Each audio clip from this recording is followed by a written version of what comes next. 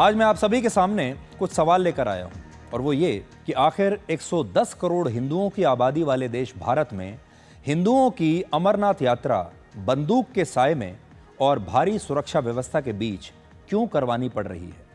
हिंदुओं की धार्मिक यात्राओं पर हमले का इतना खतरा क्यों होता है। क्या आपने कभी सुना है कि और किसी धर्म के किसी यात्री पर, या कभी आपने सुना है कि हज यात्रियों ने भारी सुरक्षा के बीच अपनी ये यात्रा पूरी की हो। ये सवाल इसलिए पूछा क्योंकि अभूतपूर्व सुरक्षा व्यवस्था के बीच आज अमरनाथ यात्रा शुरू हो गई। यात्रा का पहला जत्था अमरनाथ गुफा पहुंच चुका है और 5,892 तीर्थयात्री अब तक बाबा बर्फानी के दर्शन कर चुके हैं। पहली बार है कि भारतीय सेना, केंद्रीय रिजर्व पुलिस बल और जम्मू कश्मीर पुलिस संयुक्त रूप से अमरनाथ यात्रा की सुरक्षा व्यवस्था देख रहे हैं।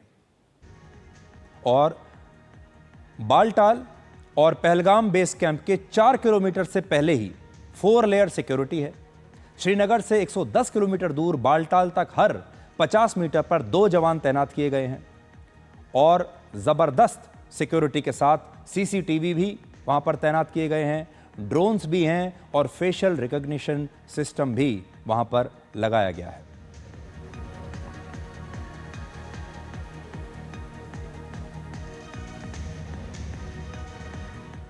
आज बड़ा सवाल यह है कि इतनी बड़ी हिंदुओं की तीर्थ यात्रा जो है, धार्मिक यात्रा, वो बंदूकों के साए में करवानी पड़ रही है।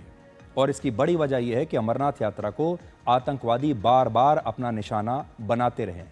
वर्ष 1990 से लेकर 2017 के बीच अमरनाथ यात्रा पर हुए 36 आतंकवादी हमलों में 53 लोग मारे जा चुके हैं और ये खतरा हर साल रहता है। दुनिया में किसी भी धर्म का कोई भी तीर्थ स्थल ऐसा नहीं है जहां लगातार इतने हमले हुए हों। आखिर कश्मीर में इन आतंकवादी हमलों के लिए कौन सी मानसिकता जिम्मेदार है? कहीं इसके पीछे वही मानसिकता तो नहीं जिसकी वजह से 90 के दशक में कश्मीर से हिंदुओं को बाहर निकाल दिया गया था? इसके पीछे वही लोग तो नहीं जो ये मानते हैं कि मूर्ति पूजा करने वालों का नुकसान पहुंचाना उनका मजहबी दायित्व है? तो आप देखिए कि कई बार हमारे देश में, हमारे आसपास ऐसा होता है जब कुछ ऐसी चीज़ें हमारे आसपास हो रही होती हैं जो कि नॉर्मल नहीं हैं, लेकिन धीरे धीरे जब वो हमारे आसपास हर रोज़ होने लगती हैं तो हमें वो चीज़ें नॉर्मल लगने लगती हैं। जैसे अगर आप सोचेंगे कि इतनी बड़ी धार्मिक यात्रा हो रही है और उस धार्मिक यात्रा की सुरक्षा के लिए इतनी बड़ी संख्या में जवानों को वहाँ पर लगाना पड़ रहा है, और हमें अब ये बिल्कुल अजीब नहीं लगता। हमें लगता ही नहीं कि इसमें कोई बुराई है। ये बात कुछ अजीब सी लगनी अभी हमें बंद हो गई है और अब हमारे देश में हिंदुओं को आदत पड़ गई है कि जब वो अपनी कोई धार्मिक यात्रा निकालेंगे तो उसकी सुरक्षा व्यवस्था करनी ही पड़ेगी। तो आज बड़ा सवाल यही है कि अब हमारे देश में हिंदुओं को यह आदत पड़ चुकी है कि धार्मिक यात्रा निकालेंगे तो सुरक्षा व्यवस्था की जरूरत उन्हें पड़ेगी।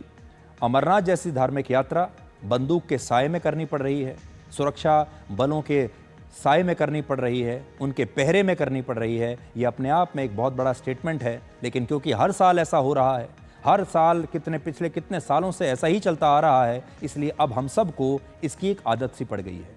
लेकिन अगर दोबारा से एक बार नज़र डालकर इसे देखेंगे तो आपको ये बात बहुत अजीब लगेगी।